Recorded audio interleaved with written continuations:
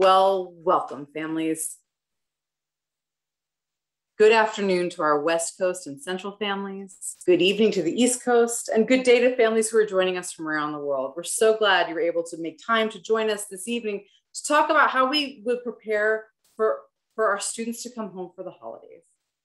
My name is Karen Casella. I am the Director of New Student and Family Programs at American University. I'm also a double eagle myself, and the parent of a college junior and a high school senior. I know a little bit about what we're all going through here. It's so great to see so many of you here with us tonight. And I want to take a moment before we begin to thank you for taking the time to join us. Now, before I turn things over to my co-presenters this evening to introduce themselves, I have a few housekeeping items. One, we've reserved lots of time at the end to answer your questions. But you can go ahead and submit your questions anytime during this session using the Q&A box on your screen. If we don't get to your question this evening, please email us at auparent@american.edu and we'll get back to you. I'll share that email with you again shortly so you don't have to remember it. And two, this session tonight is being recorded.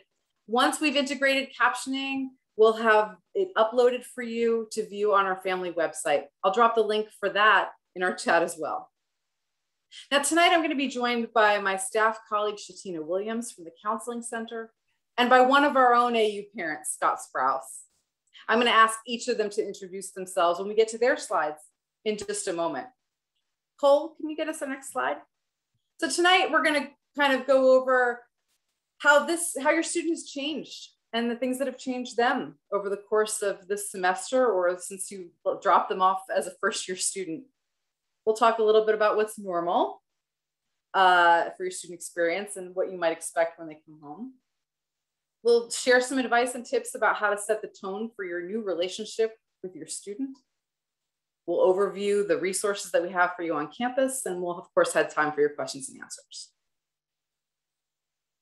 So this child, your eagle, who comes back to you for the holidays, whether it's Thanksgiving or winter break, is not quite the same student that you dropped off with us in August. There's been a number of things going on this fall.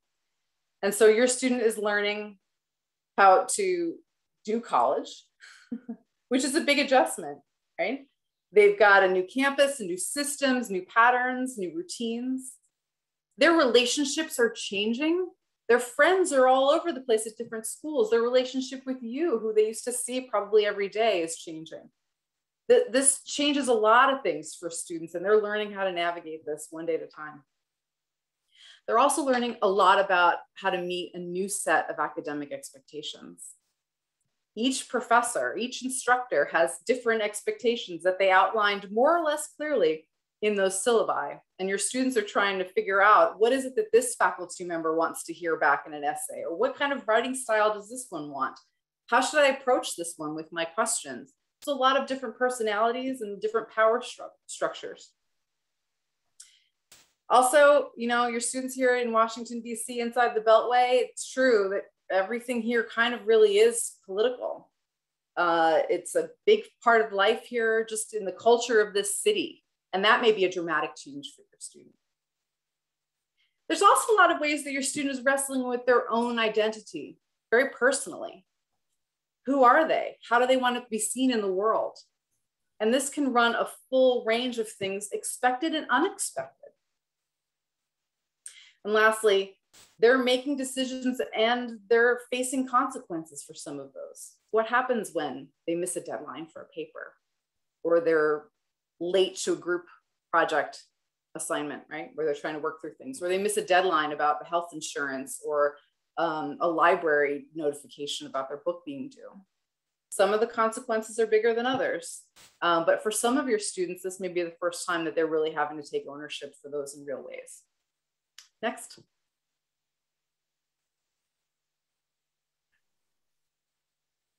All right, I consulted with our friends over at Grown and Flown. Some of you may be familiar with the resources they have available for students or parents of young adults. And they had this really great way of looking at the rewards of these changes, right? Some of the pluses of when your student comes home for the holidays.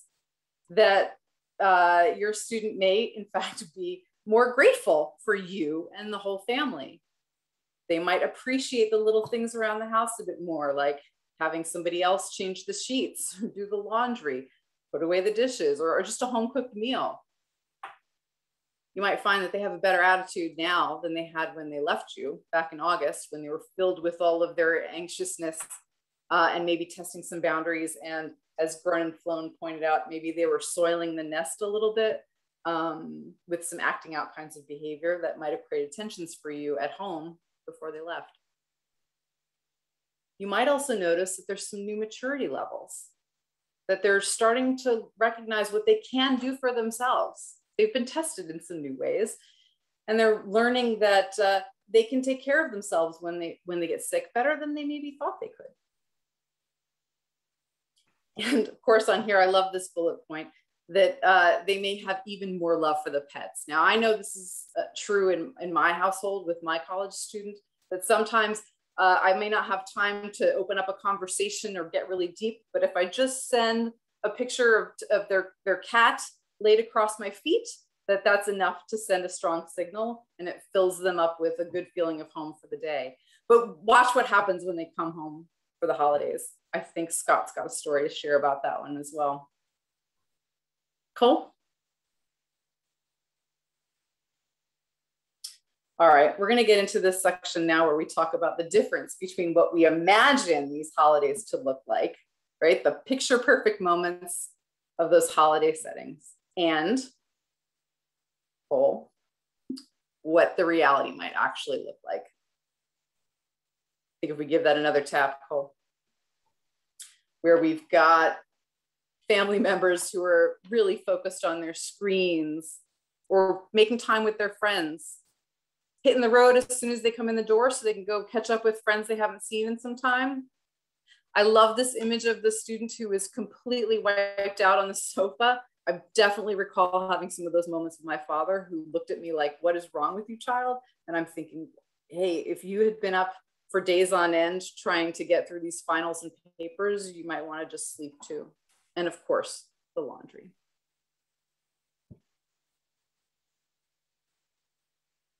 We give that another tap. There's a lot of questions and concerns to come up. And some of these questions may be ones that you've sort of toyed with a little bit in your mind, and maybe you hadn't given yourself time to think through any of them at all. At this point, I'm going to ask Scott Sprouse to join us to share some tips and advice that he's got from his experience with his young adults. Scott? Thank you, Karen. And first off, I just want to say thank you for this evening, this resource, all the resources that y'all provide for parents. And really, it just seems like August was a lifetime ago, but you've done so much great family weekend. And just want to say thank you and congratulations for what y'all done there. When you talked about the dog, my son Henry is a student at, we'll tell you a little bit about myself first. I'm Scott Sprouse, and I am the moderator of a Facebook group called American Chill. And all you have to do to be a member of American Chill is to love, like, tolerate, or give most of your money to a student at American University. Regardless of the relationship, it's a chance for the adults who coach, who parent, who live and share life with a student can also share life with each other. And what I mean by chill is, it's not that we're always relaxed. It doesn't mean that we're always joking and having fun, even though we do try to keep things lighthearted and share life together. It's that when we address serious subjects, we do it responsibly, and we do it in a loving way, and we do it based on facts. And we just basically not to freak each other out and freak ourselves out over every little thing, because this is a tough road. And so I really, if you're interested in joining us in that group, just go to Facebook, look for American Chill, and put in a request. It'd be very quick to do that. I'm the parent of two sons in their 20s. One is a successful recent college graduate who has moved out in his own place, has his own job. So parents, these things do really work. There's success to that. My younger son, Henry, is a junior at American University. He is studying the School of International Services. And if things go according to his plan, he will be in Kazakhstan this spring. I wanted to tell you about the first time Henry came home from American University 2 years ago for Thanksgiving. It's about his dog, Charlie, his gift that Henry got for his 10th birthday. And Henry gave the dog personality tests, these little puppies, just to make sure it was the right time. And clearly Charlie was the dog that Henry wanted in many ways. And it's no surprise that an independent boy is going to end up with a very independent dog. And that's where they got a little sideways, because sometimes you just want your dog to sit in your lap. Sometimes you just want to be able to pet and have something to cuddle. Charlie wasn't like that. Charlie's like, hey, I'll watch the same TV show you want to watch. You want to go outside and play, I'll play. You want to go for a walk, but basically I'm going to sit over here. You can sit over there and we'll just share the room together. Got Henry down a little bit. Well, Henry went off to America in August 2 years ago, and he came home the night before Thanksgiving, walked into the room, sat down on the sofa, and Charlie came over and sat right at his feet, just looked up at him, almost in awe. Henry didn't really know what to do. After a few minutes, he finally just flattened his legs out, opened up his lap, and patted on his knee. And for the first time ever, that dog jumped up into his lap, stretched out across it, and did not move for 15 or 20 minutes. Now, the purpose of that is that story is to say, if just those few months can change the personality of a dog and change how the dog interacts with its boy, imagine how it's going to change a parent or change a sibling or change the child who comes back.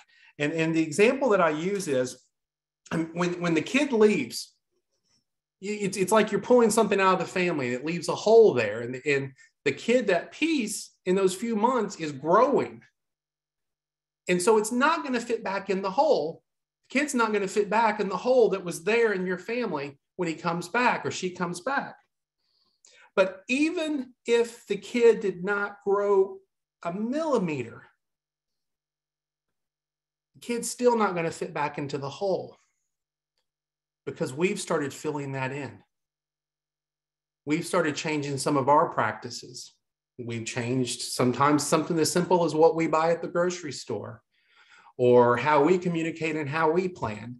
And so what I found out with me, and one of the reasons I'm good at fixing things, my kids asked me once when I was putting yet again something, putting it back together with super glue, I told them I got to be good at fixing things by breaking things. So a lot of this stuff is just stuff I've had to learn to do because I struggle with it myself.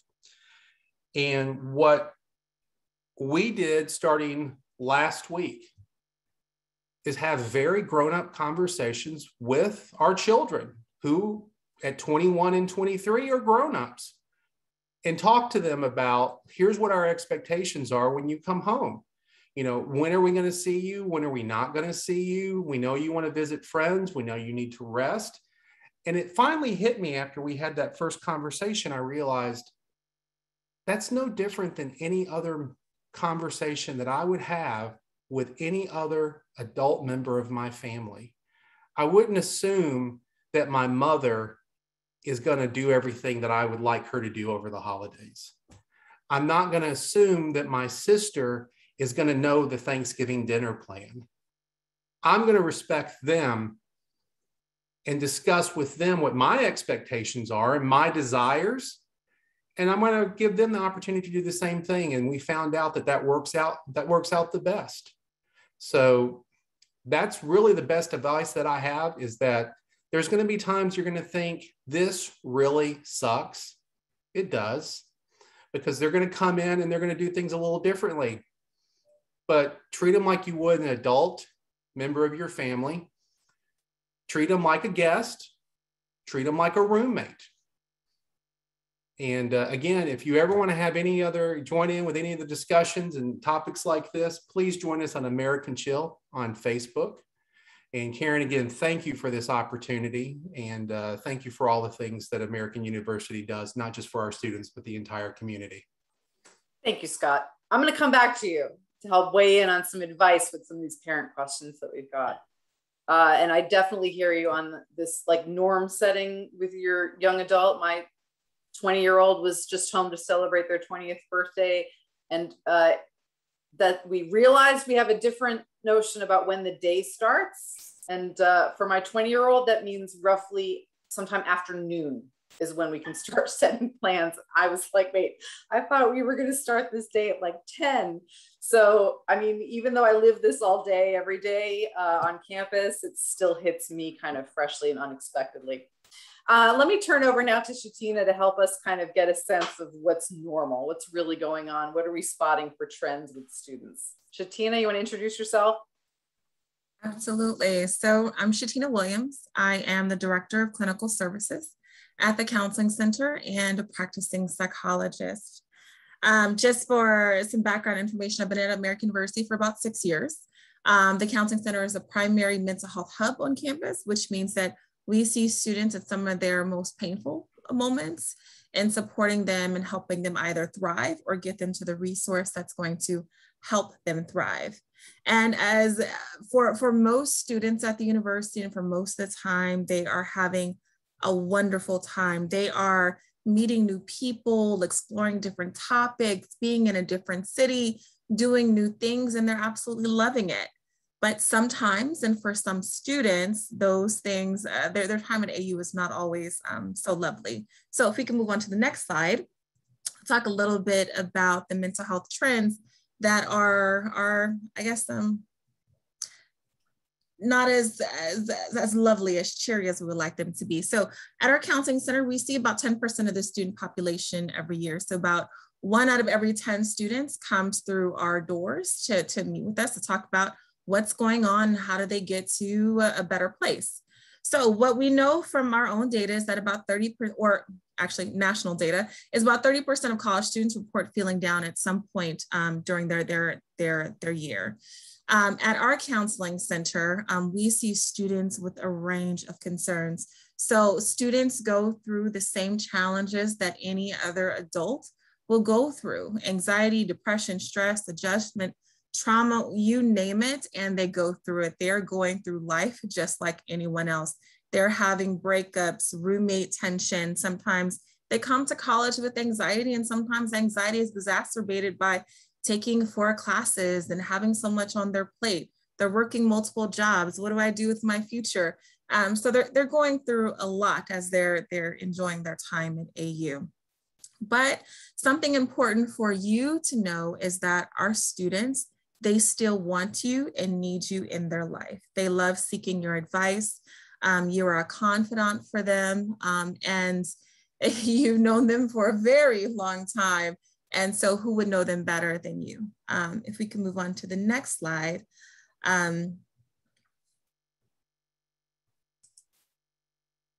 Perfect. So your students are going to come to you, or you're going to notice some things about them that seem a little off at times. It's perfectly fine to reach out to them, let them know that you're concerned about some of the things that you're seeing. Rather, I noticed that you've been a little more irritated lately. You don't seem as happy. You're not spending time with your friends like you used to.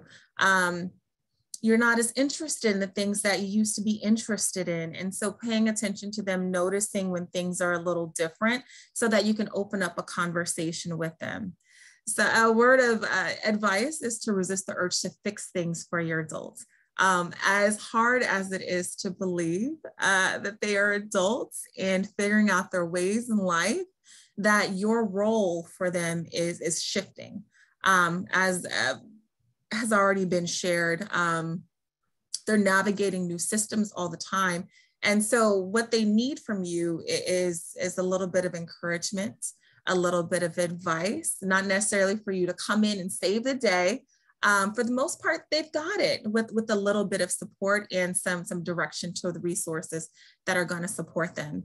And also don't forget that you can reach out to American University if you're concerned about your student. You're figuring out, where do they go? How do I support them, push them in the right direction? There are a lot of different resources at the university.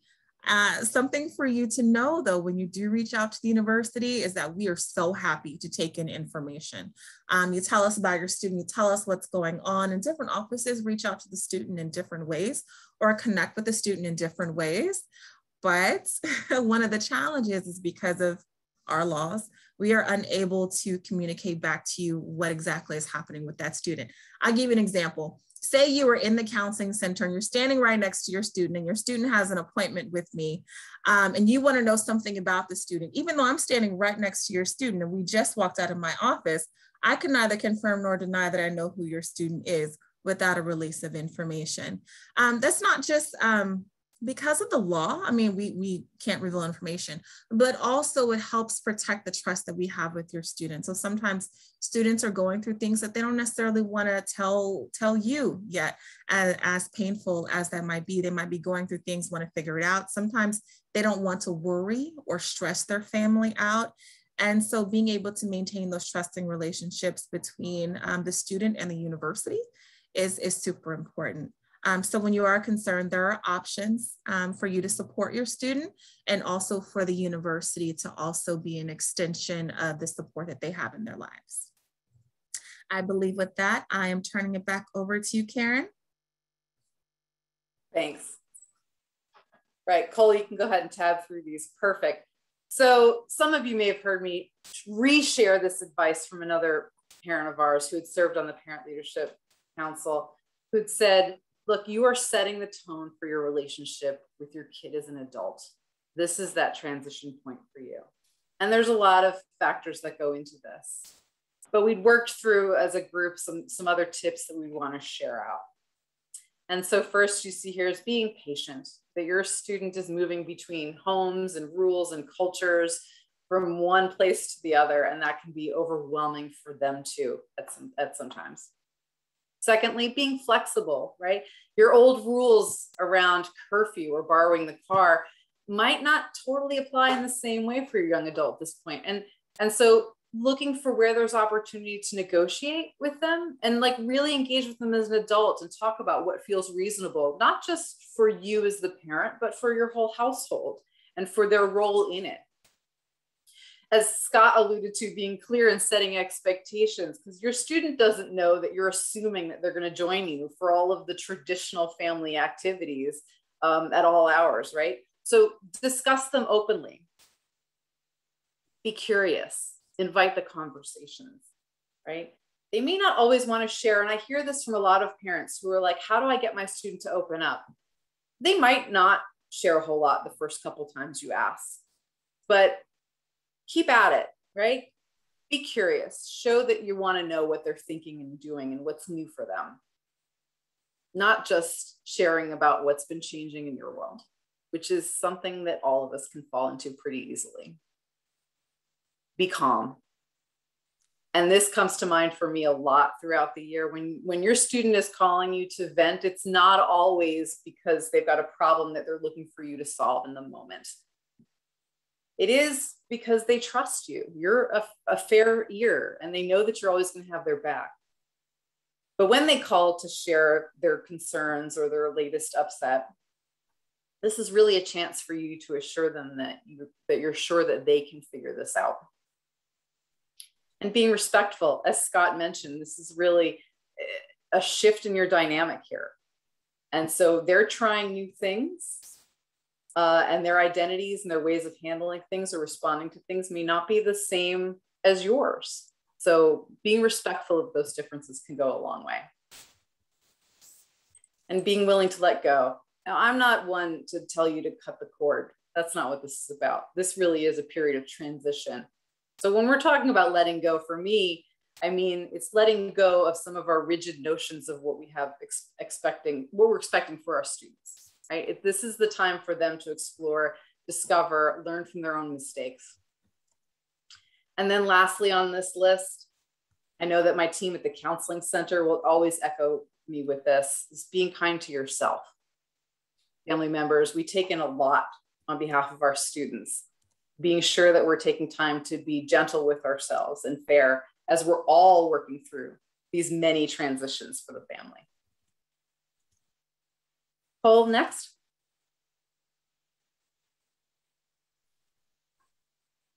I'm going to turn this back to Shatina to talk through again the resources that we have available for students and for families on campus. Perfect. So I'll tell you a little bit about the mental health services available for students at the university.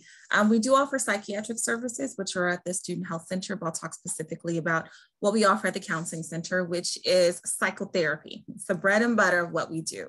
So every student can have an initial consultation. What that is they come in, we talk about what's going on and figure out a good plan of action for them. Sometimes it's therapy with us, sometimes it's therapy somewhere else, or sometimes it's one of the plethora of resources that the university has. We offer short-term individual psychotherapy for us at 6 to 8 sessions.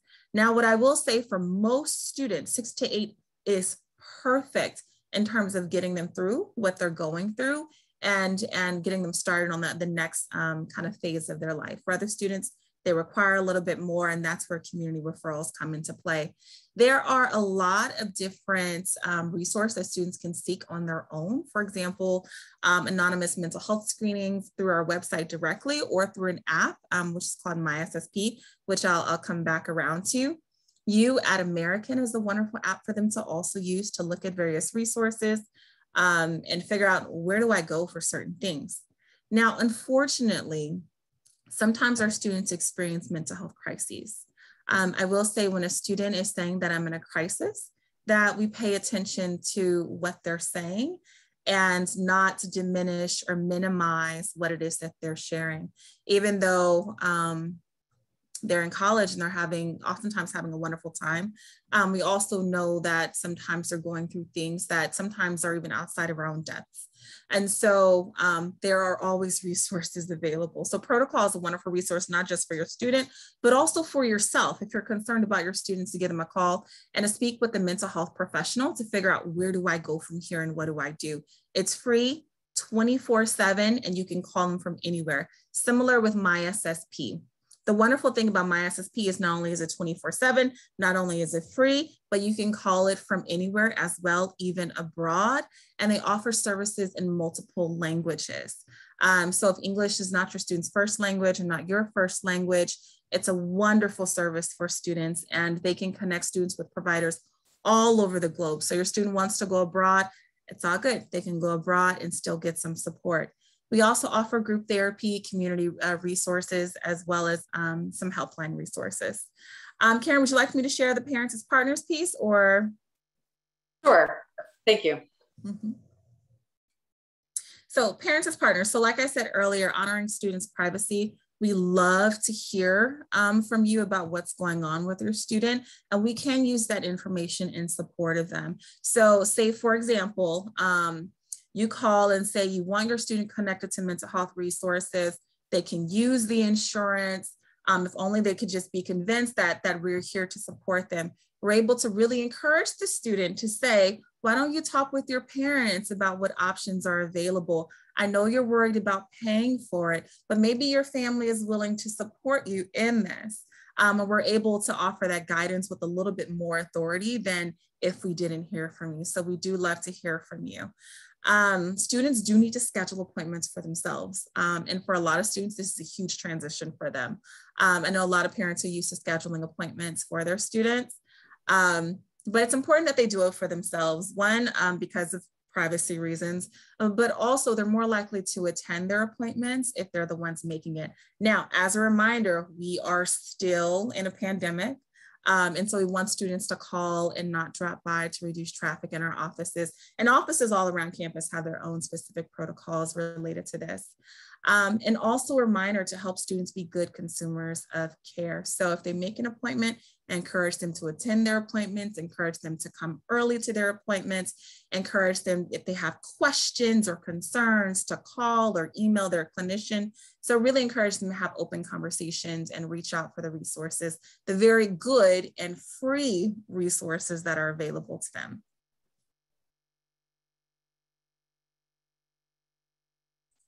All right, Cole, if you can take us to the next slide. I'd reached out to our friends. Oops, sorry, maybe go back one. My bad. My colleagues over in the Health Promotion and Advocacy Center had shared a number of other resources that we just want to post up here for a moment with you to take in that they just recommended for mental health supports. We've got a good bit of time here this evening to really dive into some questions and answers. And Shatina, I'm going to start with you and like not let you go here for a second, because I'm hearing from a parent here. I think a lot of families have had concerns. Their students seem to express they're having a hard time sort of finding their group, really engaging with some of the activities on campus. Can you talk a little bit about that, sort of that 6-week curve that we talk about a lot with Fanta, that red zone? Can you just talk a little bit more about what we expect on this roller coaster, Shatina? Yeah, absolutely. So when students come to college, sometimes they're trying to figure out where they belong, and sometimes setting themselves up with more realistic expectations of how to connect or what it's going to take to connect. So for example, in high school, their best friend, they probably were on the same athletic team, or they might have had a couple of classes together. When they get to college, now they actually have to be intentional about seeking out those groups and relationships that best match their values and their goals and what they're looking for. And sometimes that takes time. And it takes time to build those relationships in ways that they had built for years before coming to college. Well, sometimes they come in with the twinkle in the eye, these things are gonna show up and my roommate's gonna be my best friend and we're gonna like be roommates throughout our time together. And sometimes that doesn't always fit their expectations, and that is okay. Students do have the Engage app, which connects them to many different student organizations. It connects them to many events on campus, as well as virtual events that are taking place. And so students can really look and see what's going to spark their interest and seek those things out. First, starting out, there can also be a lot of anxiety attached to reaching out. What if I don't fit in? What if I am rejected? And being realistic about those expectations are really going to be helpful. So it may take time, it may be uncomfortable, it may take multiple tries, but when they do find their group, they're gonna feel really happy and they're gonna feel like they're thriving. Karen, one thing I'd like to add to that is I think it's important to help put it in perspective for the student, because in many cases, these are people who left a home, left a community, left a high school where they're surrounded by people they may have known their entire life. Their classmates, the people they graduate with, in some cases are people they entered kindergarten with. And so it's okay to say we understand this, but you know, it's hard to make old friends, and you just have to start new with them and give them that perspective. The other recommendation I could make is community can be made off, it can be found off campus. There are other ways, other activities, whether it's student groups that meet across. My son's involved with campus outreach, and that gets him involved with the universities and students all across DC. But it could be through internships and things like that. But something also is if faith is important, if your child comes from a community where that was an important part of their life, reach out and find that. My son has found a church very close to campus, in fact, right next to Nebraska Hall, that is filled with young families, young professionals. And he spent the pandemic year actually still in DC. And I don't know how he would have been able to do that from a mental health standpoint, to be healthy about it, if he did not have that community.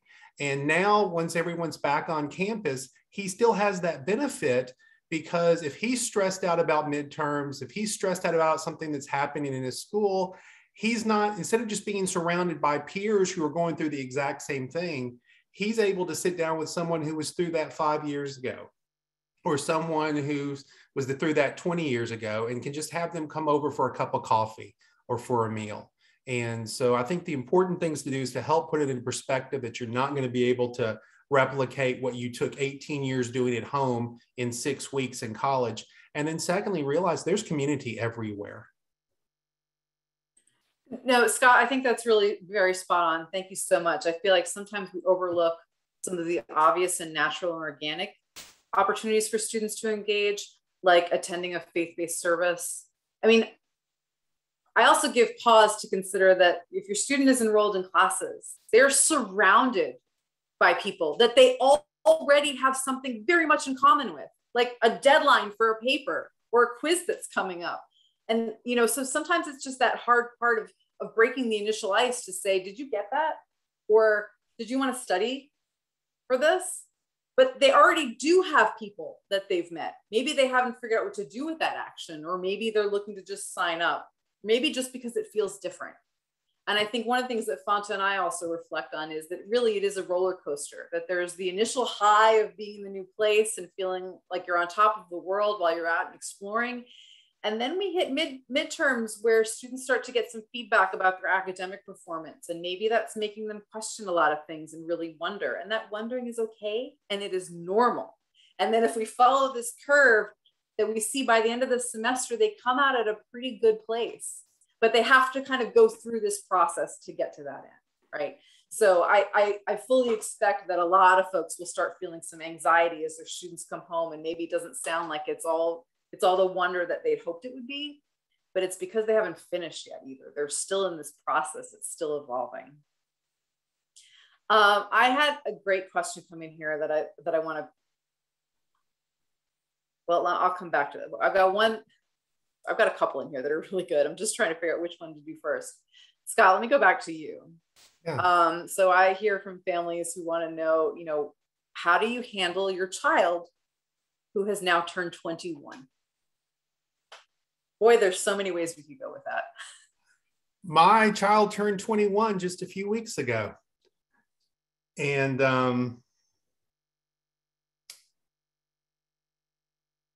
I think it's the same. You know, in our case, we've been pretty lucky. When Henry played varsity soccer in high school after his first year, the coach, once he knew him, said, Henry, you're going to be peeing in a cup a lot. And it's not because I think you're doing anything. It's because I know you're the one I know who's not. But I think part of it is just like you would any other, I hate to say it, it's a recurring theme like you would any other adult, that it's legal. Now, there's rules you may have in your house that you may have for guests when they come over. There are people I go and visit that I know they don't drink. I don't expect to drink when I go over there. And so I think you just have responsible conversations about that, that if you're going to partake at home or when you're out, have that conversation with your child beforehand. What's the expectation? What do you think?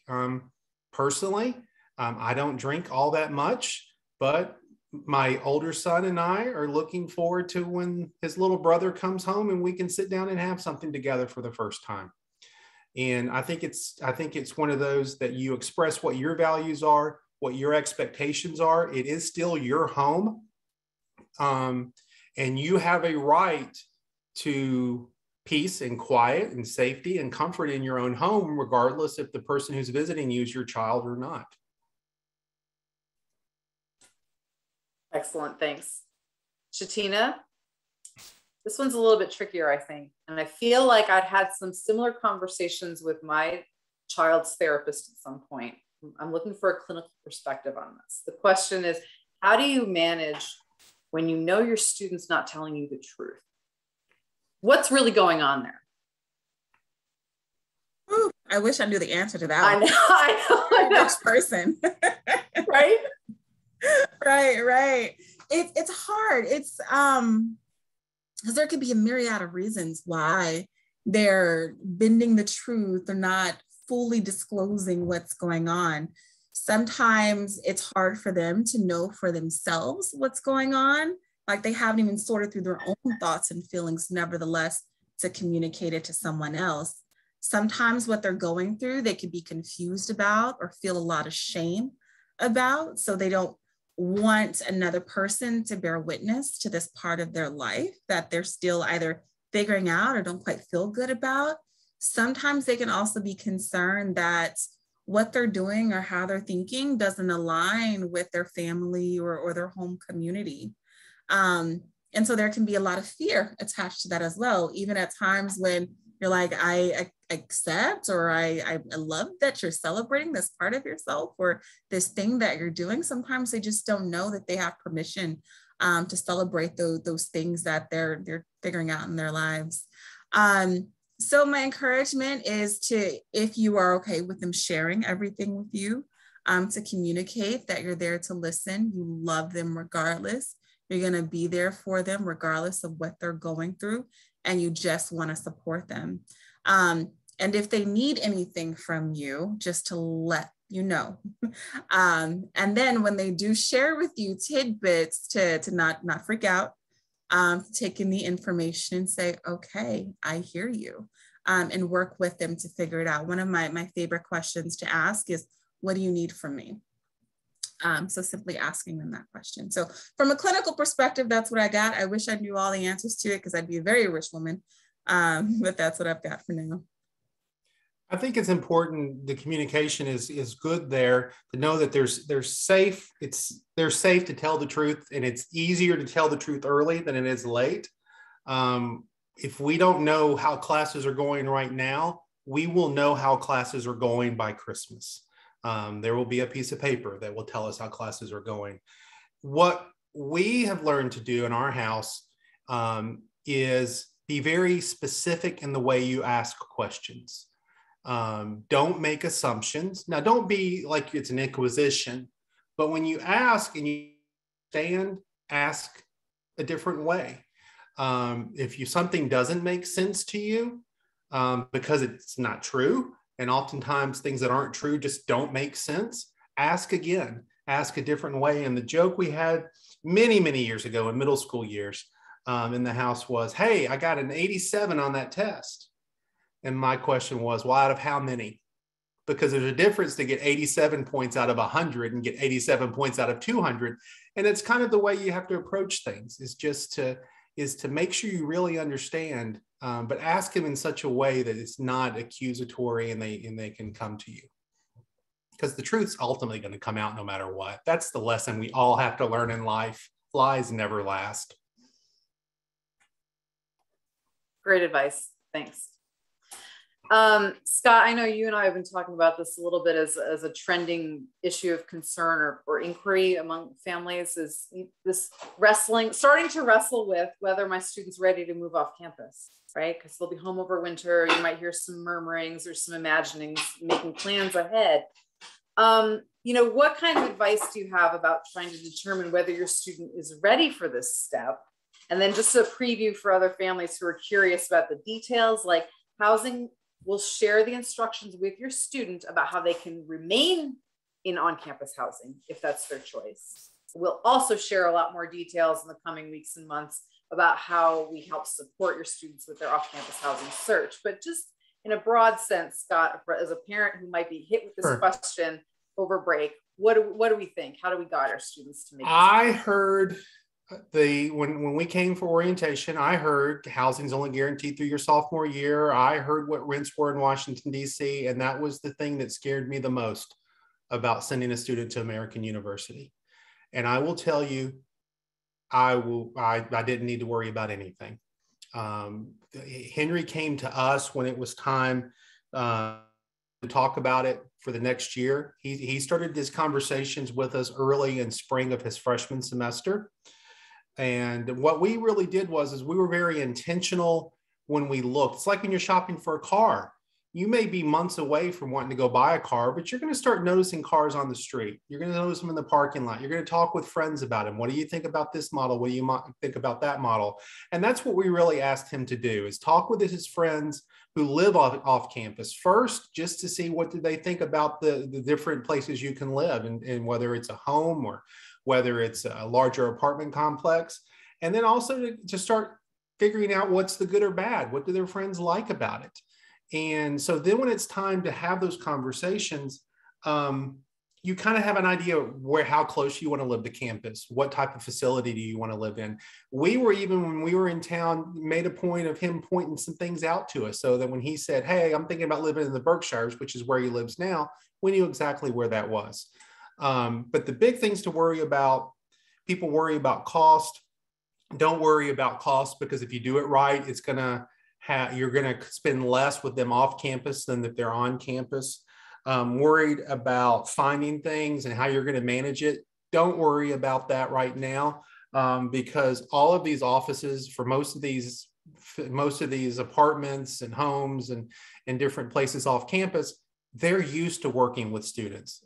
They're used to working with people who need to have leases that fit their academic calendar, or who may need to go month to month, or who are going to go work, who are going to go study abroad one semester. They're used to that. So really just spend your time, spend this fall kicking tires. And then I think we can have a good conversation in the spring about the actual nuts and bolts. And I want to remind out, if you're really worried about it, we found an apartment. We did all the paperwork.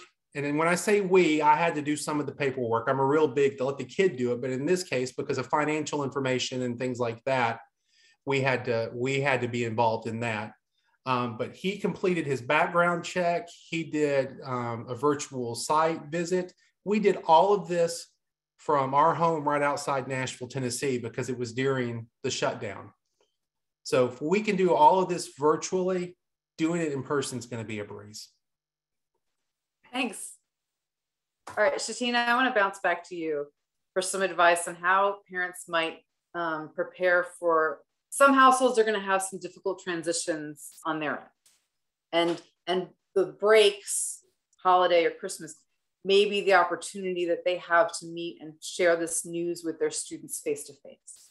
So I'm thinking of the households where parents are splitting and homes are separating, or where a parent or a close family member has been diagnosed with an illness that's been hard to talk about, and a parent has maybe put off this conversation because they want to help make sure their students focused during like exams. What are some ways or things or tips that we might offer to families about how to raise this conversation? Absolutely. And that does happen. Unfortunately, life is happening. Fortunately, unfortunately, life is happening while students are in school. Being open and providing as many facts as possible. Sometimes students can feel like there's a lot of information, a lot of holes, and they're really confused because not all the information is shared. What is the prognosis? What are the steps from here? What is it that they need to do? And encouraging them, it's not something that you want them to worry about, that you want them to focus on school and taking care of themselves, but also helping them figure out what they need in order to continue moving forward. So some students may just need more phone calls. They may need to come home more often. They may need to actually talk to a professional, so helping them figure those things out, but having a really frank and open conversation and laying everything out on the table and answering their questions. So some people may be tempted to say they don't need to know all of that's unnecessary information. Oftentimes that's not helpful to them. So more information is often helpful for them to be able to wrap their minds around it. Great, thanks. Yeah, I know. I think sometimes parents, we want to believe that we need to protect our children. I know that like I get frustrated when my own parents who I go to visit who are aging in place say, well, I wouldn't tell you if I had this awful thing. I don't want you to worry about it. And I'm like, are you kidding me? That's the wrong answer here. Like, of course I want to know what you're dealing with and how I can support you. And so again, this notion of like treating our young adults as adults and considering how we would want that information shared with us too, right? I think it kind of goes full circle. So thank you. I know that's like a tough thing to approach for families. Let's lighten this up a little bit again then, Scott. So what advice do we have for the parents who are feeling like their students should be really making productive use of their winter break time, right? How do they help their students to use that time to intern or make connections or do some studies or take a class? Like, what do we say to this? No, just don't, because let them disengage as much as they can possibly disengage. I read something too late during my son's senior year about the college process and the selection process. It was too late. He had already made all of his applications. He had already picked his school. But I looked back at the previous year and a half, and I realized I did it wrong.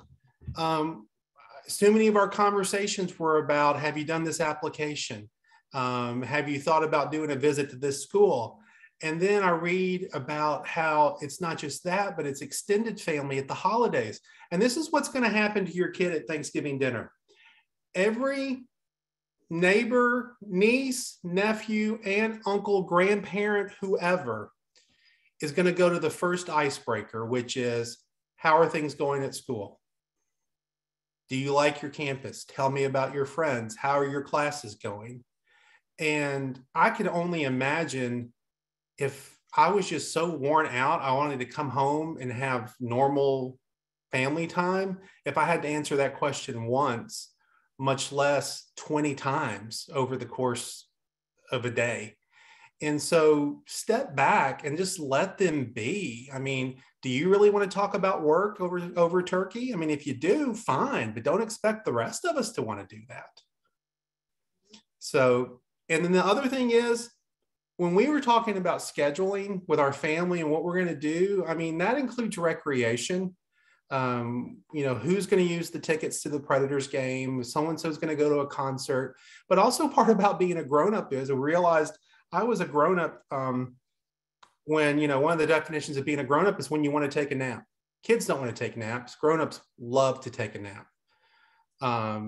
And so the other thing is you schedule doing nothing. There are times when you just say, you know what, we're going to stay in tonight. Or could we just have a couple of hours where we just watch a movie? Find a family movie that y'all used to always watch and watch that when they come home for Christmas and just do nothing. And then here's the amazing thing. When they relax and they feel comfortable and their bellies are full and they're not sleepy, they start talking to you and they talk to you about life. And because that's how people operate. That's my No, I think that's great. I was just thinking as you were commenting about just, what so many of the students are craving is to be able to return to a place where they don't have to prove themselves to anybody, right? They don't have to worry about how they're being seen. That unconditional love creates that safe space. And so letting them just readjust to that, I think will really make all the difference and help refresh them and give them the confidence they need to move forward. I know there's a lot of students out there who are still struggling with sort of the transition issues, and that's going to probably continue. If you're particularly worried about your student, please go ahead and email us after this session at AU Parent, and we'll see what we can do to connect you and your student to the right supports. Sometimes they're very much more tailored than we're going to be able to address here. I want to put out an open call to all of our folks on this panel, or on the panel in the audience tonight. If you've got some tips that you want to share with us that we could go ahead and share out through our Facebook groups or other channels, please go ahead and send them. You can put them in the chats here. You can send them to me at AU Parent, but I'd love to hear what you're doing, what strategies you've employed. I know that I have several parents on this session tonight whose students are juniors and seniors and maybe even beyond.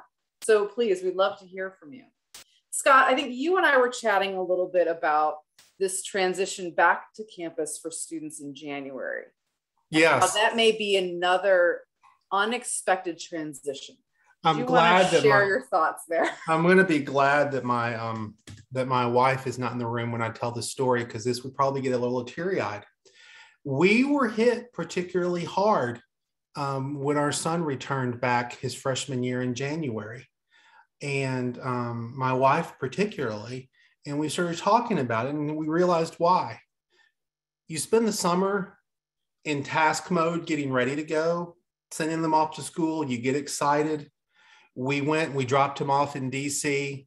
We started driving home. We were excited for him. We were excited for us. We were mostly just absolutely worn out. And we got home and we realized it was just going to be a blink of an eye and we'd be there for family weekend, and then there'd be half a blink and then he would be home for Thanksgiving, and then there'd be another half blink and he'd be home for Christmas. And so it was pretty good. But then all of a sudden, come mid-January, we're at the curb at the airport seeing him off, and there is no excitement. There's really no new world, to be excited about. And we're not worn out. We're not looking forward to a rest. And we realize that unless we make an intentional choice, we're not going to see him until the summer. And that's a tough spot. That's what you have to be. Now, what we did was we had, we scheduled some trips and some visits. Anytime the Predators were playing in DC, I go. So I went. And but that's something that's going to catch you off guard. That's going to be the hard part. And in a way, it's like reopening a wound, because it wasn't that long ago that you were going through all this in August, and they're home long enough over Christmas break or winter break that you can start to think they're here to stay. And so that's the tough part. So guard your heart on that one. And it's okay to be sad, but just know that you can get through it. Thanks, Scott. I love it. I mean, I think one of the inevitable changes for us as parents when we send our students off is that at some point that your home isn't really their notion of home anymore. Like at some point they will leave and they will create their own home. And I think, some of us, it's still jarring the first time you hear your student in December, early January say, I can't wait to get back home. And you realize they don't mean your house. They mean back at school. Yeah. So sometimes those things settle in. Let me give a shout out to a parent who's joined us tonight, Doug Ovian, who's been with us for quite some time and has been a great parent champion. And he's shared some tips for us. He says, one of the greatest things about sending your kids to AU and DC is that both offer a lot of social settings that you as the parents can also join in and be a part of. So I think that's a great tip, right? Join us for our online sessions. Join us in person for the performances or the games, or come to the city and let your student be your tour guide. Like, those are really great points of connection to build bridges between our nest and yours, as I often say. So thank you, Doug, for stepping up and sharing that. Again, I want to thank my panelists. I don't know if you've got any parting advice for our audience tonight. I'm going to ask a favor, if I may. And this actually came from a parent in American Chill who wanted to be very intentional. And I want to ask that we as families be very intentional. Not every student in American University is going to be able to go home for Thanksgiving. It's a very, very short break. It can be a very expensive time to travel. If they did travel, they may get home and 15 minutes later have to go back to the airport. So if you have the opportunity, ask your kids to be looking out for their people in their dorms and their classes, their roommates, people that they may know well, and people they just may know in passing, who, if you have the opportunity to invite them to your home for Thanksgiving, if you live within driving distance or by train, and so it's not that expensive or not that big of a deal, and you have room, do that. It may not be that student's home, but they're going to feel the love, and they're going to get the benefit of being around family and being around people other than folks on a college campus doing college campus things. So if you have the opportunity to do that, I really encourage you to be open to those situations. And I guess that I can add to take some deep breaths, that you're gonna engage with your student in a different way. And that's okay. And so enjoy your time with them. Be curious about them and their lives and their passions. These are our future leaders we're talking about, and they're growing and knowing so much. They're pretty cool to engage with. Some pretty cool people we got at this university. So if you get to experience that, you're quite lucky and fortunate to have that person in your life. So take some deep breaths. Even in the hard times, it's going to be okay. And just celebrate your student. Thank you all. And Scott, point well taken. Be sure to be on the lookout. We'll share and promote some of the on-campus events that we have to celebrate Thanksgiving as a community. There's a lot of folks who are still here in DC, and we do look out for each other. So we will share that. If you feel like your student needs that kind of assistance or connection, please go ahead and reach out to AU Parent at American University. And with that, families, guests, panelists, thank you again for joining us this evening. We'll see you again soon. Good night.